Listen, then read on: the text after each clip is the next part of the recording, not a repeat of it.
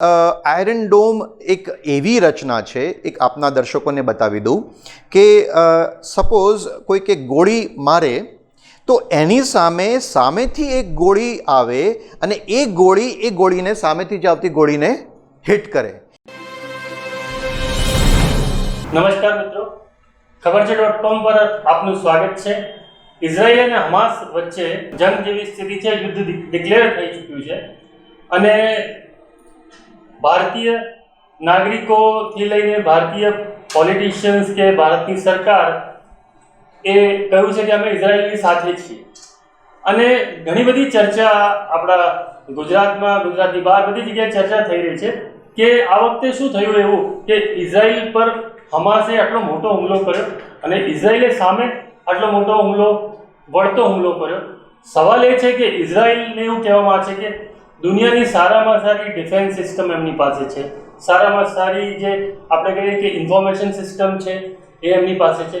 છતાં આ વખતે એવું શું થયું કે જે આટલા બધા લોકો મર્યા, એ લોકોના બંધક બનાવ્યા, એ બધું થયું છે. તો આપણે એ માટે આપણી સાથે એક સ્પેશિયલ ગેસ્ટ આપણે બોલાવ્યા છે કે જેમને 20-25 વર્ષનો આ સબ્જેક્ટ પર અનુભવ છે અને એ વિદેશી મામલોના જાણકાર છે, જે યુનાઇટેડ નેશન્સ યુનિવર્સિટી છે ટોક્યોની, એના રિસર્ચ ફેલો છે અને ખાસ કરીને એ જે ઇઝરાયલ પર એમનો બહુ ત્યાં ગયા છે, ત્યાં રહ્યા છે, ત્યાંના લોકોને જાણે છે, ત્યાંની સરકાર સાથે કામ કર્યું છે.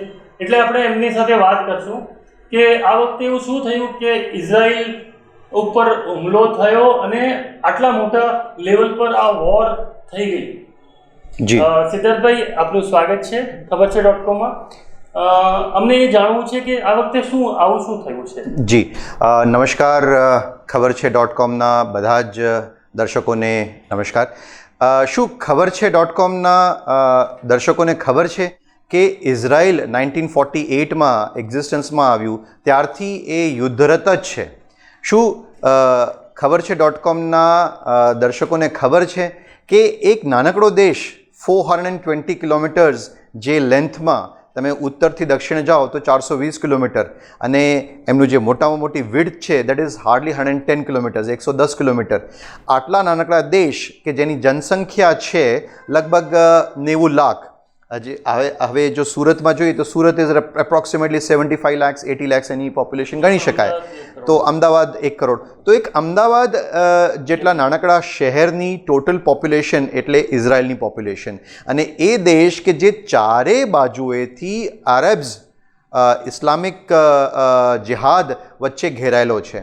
તો એ કહેવું કે વોર હમણાં શરૂ થયું છે, war definitely declare Benjamin Netanyahu did that, પણ they had been living each and every day in a war like situation. શું આપને ખબર છે કે ઇઝરાયલમાં, જેરુસલમમાં તમે કોઈ પણ બિલ્ડિંગ બનાવો તો એ કોર્પોરેશનની કે મ્યુનિસિપાલિટીની, જેરુસલમ મ્યુનિસિપાલિટીની તમને મંજૂરી નહીં મળે જ્યાં સુધી એ બિલ્ડિંગની નીચે બંકર્સ ના હોય, એ બિલ્ડિંગમાં બંકર્સમાં બધી ફેસિલિટીઝ ના હોય. તો વિચાર કરો કે જ્યાં ઈચ એન્ડ એવરી ડે, દરેક દિવસ તમે જે જીવો છો તે it is like a war every day, every moment. Coming back to this basic question કે what happen different this time.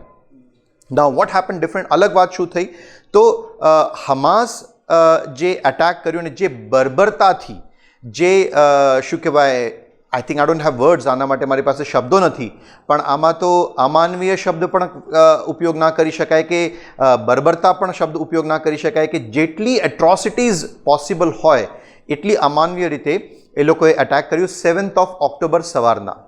હવે 7th of October is a Yom Kippur day. It's a day of celebration, it's a day of festivities. એક ઉત્સવનો દિવસ હોય છે. અને ઘણા વિશ્લેષકો પૂછતા હોય છે કે what happen to the iron dome. તો આયરન ડોમ એક એવી રચના છે, એક આપના દર્શકોને બતાવી દઉં કે સપોઝ કોઈક એક ગોળી મારે તો એની સામેથી એક ગોળી આવે અને એ ગોળીને સામેથી જ આવતી ગોળીને હિટ કરે. એટલે there is lot of precision which is required into it, lot of trajectory analysis which is required into it.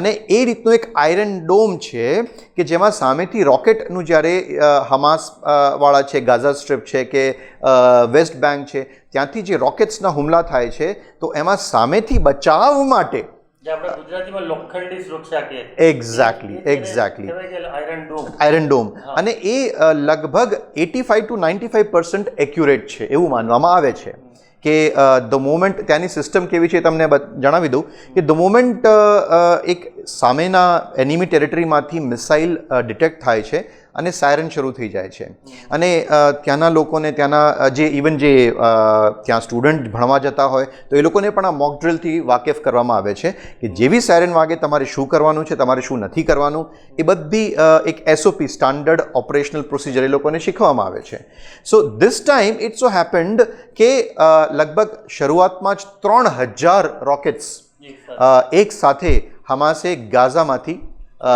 છોડ્યા સાથે સાથે ગાઝા જે એને કહેવાય છે ગાઝા સ્ટ્રીપ ગાઝા પટ્ટી હવે પટ્ટી જે છે એ તમને કહું તો આપણને કદાચ ખબર છે કે લગભગ 40 કિલોમીટર લાંબી છે અને 10 થી 12 કિલોમીટર પહોળી છે it's a very small strip of land કે જેની એક બાજુએ સમુદ્ર છે ને બીજી બાજુએ ઇઝરાયલ છે એ લોકોની water supply gas supply electricity supply fuel supply બધું જ ઇઝરાયલથી જ ત્યાં જતું હોય છે બિકોઝ ઇઝરાયલનું સપોર્ટ ના હોય તો બધું બંધ થઈ જાય what they did this time on that particular day એ લોકોની માનવામાં આવે છે કે 1-2 વર્ષથી પ્લાનિંગ ચાલી રહી હતી તો એક ગ્રુપ ઓફ મિલિટન્ટ્સ ટેરરિસ્ટ કે જે પણ કહી શકાય એ લોકોએ ત્યાંની જે વાળ છે તારની એ બ્રીચ કરી ડમ્પર્સ અને જેસીબીથી અને નજીકમાં જે કિબુત્સ હોય છે કિબુત્સ આપના દર્શકો માટે જણાવું કે kibbutzim or kibbutz is a commune way of living માનો કે આપણી એક સોસાયટી છે એમાં આપણે બધા એક સાથે રહીએ છીએ કમ્યુન વે ઓફ લિવિંગમાં કે જેમાં મોડ્સ ઓફ પ્રોડક્શનમાં જે પણ કોન્ટ્રીબ્યુટ કરતું હોય એ બધું ઇક્વલી ડિસ્ટ્રીબ્યુટ થઈ જાય at the end of the day suppose આપણું ખેતર છે અને એ ખેતર 5 એકરનું ખેતર છે ને એમાં 5 લોકો સાથે મળીને સહિયારું એ કામ કરે છે જે પણ એનું પ્રોડ્યુસ આવશે એ બધા 5 પરિવારમાં ઇક્વલ ભાગમાં વહેંચાઈ જશે સો એક લીટીમાં કહેવું હોય તો Israel owes its existence development sustenance to the system of kibbutzim કે જે એગ્રીકલ્ચરમાં એ લોકો આટલું આગળ વધ્યા છે એ આ સિસ્ટમના કારણે તો નજીકમાં જે નિયરેસ્ટ કિબુત્સ હતું ત્યાં ઇન્ટરેસ્ટિંગલી આ પેલેસ્ટિનિયન લોકોને એ લોકો લાઇવલીહુડ આપતા હતા એ લોકોના ખેતરમાં મજૂરી કરવા માટે પેલેસ્ટિન એ બોલાવતા હતા અને દે વર સો ફ્રેન્ડલી મને જે રિપોર્ટ્સ મળી છે એ પ્રમાણે કે અમુક કિબુત્સમાં તો એવું હતું કે વી ન્યૂ ધેમ કે કોણ છે અને એ જ લોકો કે જે તમારી સાથે તમારી નીચે કામ કરતા હોય તમારી સાથે કામ કરતા હોય એ જ પેલેસ્ટિનિયન હમાસના ઉગ્રવાદીઓએ આવીને જે નરસંહાર કર્યું નાની નાની બાળકીઓનું કતલેઆમ કર્યું નાની બાળકીઓથી માંડીને વૃદ્ધાઓ સુધી ઉપર રેપ કર્યા નોટ ઓનલી દેટ ઇવન જે ડેડ બોડીઝ છે જે મૃત બહેનો છે એમની ઉપર પણ અને એ આખી બળાત્કાર કર્યા પછી એ વિડીયોગ્રાફી કર્યા પછી એને મીડિયામાં ને બધી જગ્યાએ શેર કર્યું સો ધીસ વોઝ ટુ એક વસ્તુ પૂછવી છે કે ઇમિડિયેટ ટ્રિગર શું હતું આનું Al-Aqsa Mosque, once again I am repeating, it's a mosque which is considered to be the sacred mosque for પવિત્ર ગણાય છે તો ત્યાં અમુક મહિનાઓ પહેલાં ઝડપ થઈ હતી અને it's a very interesting situation કે અલ-અક્સા મોસ્ક છે અને અલ-અક્સા મોસ્કથી જ અડીને યહૂદીઓ માટેનું સૌથી પવિત્ર સ્થાન એટલે કે વેલિંગ વોલ જે દિવાલ છે વેસ્ટર્ન વોલ તરીકે પણ ગણાય છે એ વોલ જે છે વિચ ઇઝ એ લોકો એવું માને છે કે આ અમારું જે મંદિર છે એ મંદિરનું અવશેષ છે તો for them that is the most sacred spot તો ત્યાં થોડી ઝડપ થઈ હતી અને I firmly believe that Hamas made this as an excuse કે આના બદલામાં અમે આ રીતે કર્યું છે ઇટ્સ જસ્ટ એન એક્સક્યુઝ આ એક બહાનો છે બાકી ઇટ વોઝ વેલ પ્લાન્ડ 2-3 વર્ષથી લોકોએ પ્લાનિંગ કરેલું આટલા મોટા પ્રમાણમાં રોકેટ્સ લાવવા કેમ કે જેમ મેં તમને કીધું કે એક બાજુ એક મારા વચ્ચે સવાલ જી કે જો 2-3 વર્ષથી પ્લાનિંગ કરતા હોય જી તો મોસાદને જે લોકોની જે આ રો કે આઈબી જે આપણે કહીએ જી એમને ખબર હશે આ વસ્તુ જી કે એ લોકો પ્લાનિંગ કરે છે એ તો ઇનપુટ હશે કે ના તમે બહુ જ સરસ પ્રશ્ન કર્યો છે વિરાંગભાઈ આપણે થોડું હિસ્ટ્રીમાં જઈશું 1 વર્ષની હિસ્ટ્રીમાં તો અને બે એક ફેક્ટ તમને જણાવી દઉં કે બેન્યામિન નેતન્યાહુ જે અત્યારે he is the leader of Israel, તો એ બહુ થિન મેજોરિટીથી ત્યાં પાવરમાં છે, સત્તામાં છે. અને ઘણીવાર લગભગ 6 થી 7 વખત એમના ઉપર ઇમ્પીચમેન્ટ મોશન ને બધું થયું ને એવરી ટાઈમ એક વોટથી કે એક સીટથી એ જીતતા આવ્યા છે. તો it's a very thin majority. લગભગ અમુક મહિનાઓ પહેલાં જ્યુડિશિયલ રિફોર્મ્સ ત્યાં ઇન્ટ્રોડ્યુસ કરાયા, અને એ જ્યુડિશિયલ રિફોર્મ્સમાં એક બહુ મોટો એક આઈ વુડ સે ઇન્ટરનલ બળવો, એક આંતરિક બળવો શરૂ થયો કે જેના કારણે ત્યાંના લોકો જાહેર માર્ગો પર આવ્યા હતા અને આખા ઇઝરાયલમાં પ્રદર્શનો અને સરકારની અગેન્સ્ટમાં, જ્યુડિશરીની અગેન્સ્ટમાં પ્રદર્શનો થવા લાગ્યા, એમની અગેન્સ્ટમાં દેખાવો થવા લાગ્યા. Something like what happened in anti-CA protest or anti-farm bill protest ઉપર. આનો ફાયદો એ લોકોના દુશ્મન એટલે કે હમાસે લીધો કે જ્યારે દેશ જે છે આ રીતે આંતરિક રીતે થોડું એક કોન્ફ્લિક્ટમાં છે, થોડું એ લોકોની વચ્ચે વચ્ચે પણ એ ચાલે છે.